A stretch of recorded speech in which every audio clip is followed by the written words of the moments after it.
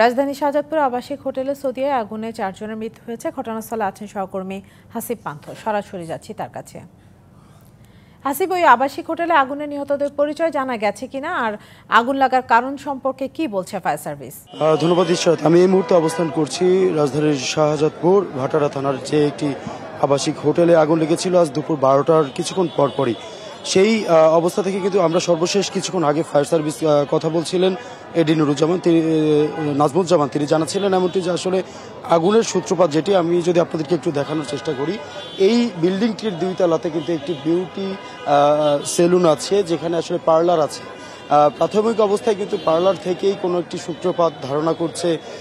এছাড়াও কিন্তু এই যে একটি মানে ছোট্ট একটি বিল্ডিং, যেখানে আসলে 7 তলা পর্যন্ত বোঝাই যায় না, সেখানে এত যে বহুতল হয়েছে এই বিষয়টি নিয়েও কিন্তু আসলে কথা বলেছে। এছাড়াও কিন্তু আসলে আমরা জানতে পেরেছি এমনটি যে প্রায় 1:40 পর্যন্ত 1.5 ঘন্টা পর্যন্ত আসলে চেষ্টা করে তারপরে সেই আগুনটি নিয়ন্ত্রণে আনা হয়। পরবর্তীতে এখান থেকে বের করা হয় 3 জনের লাশ, এবং 7 তলাতে কিন্তু আসলে একজনের ইয়া ছিল। আমরা একটু আপনাদেরকে দেখানোর চেষ্টা করছি যে 2 তলাতে যেই বিউটি লঞ্চ অর্থাৎ যে পার্লারটি ছিল, সেই পার্লারও কিন্তু আসলে পুড়ে গিয়েছে। তবে এখন পর্যন্ত আসলে ওখানে কি পরিমাণে ক্ষয়ক্ষতি হয়েছে এই ভবনের সেটি কিন্তু জানা যায়নি। তবে শাইনি চুলে এখন হবে সব হেয়ারস্টাইল। সিল্কোর দ্বিগুণ শাইনি চুল প্রতিদিন। যে বিষয়টি আসলে আপনাদেরকে দেখানোর চেষ্টা করছি সেটি হচ্ছে যে হঠাৎ করে আজ দুপুর 12টার দিকে কিন্তু এখানে আগুন লেগে যায়। আগুন লাগার পরবর্তীতে এই বিল্ডিংয়ের 2 পাশ থেকে আসলে ধোঁয়া বের হতে থাকে।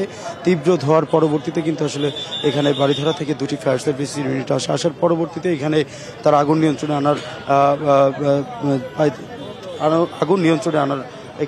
নিয়ন্ত্রণে আনেন। আমরা একটু জনসংযোগ যারা আছেন এখানে প্রত্যক্ষদর্শী, তাদের সঙ্গে একটু কথা বলার চেষ্টা করব।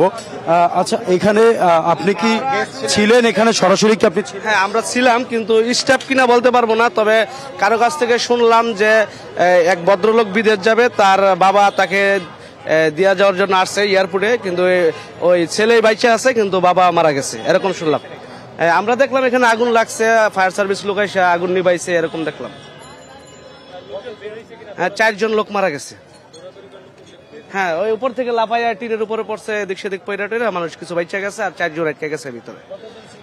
4 জনের মতো মারা গেছে, আর যারা আছিল 5-7 জন তারা এই লাফাইয়া দিয়া বাইচা গেছে।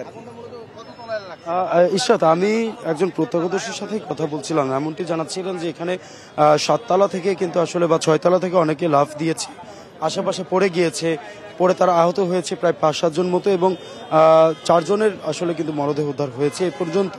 এবং আশেপাশে যারা ছিলেন তারা বেশ বিল্ডিংয়ে যারা অবস্থান করছিলেন প্রায় 6-7 জন মতো আহত হয়েছে। সর্বশেষ জানাচ্ছিলাম রাজধানীর শাহজাদপুর থেকে। ধন্যবাদ।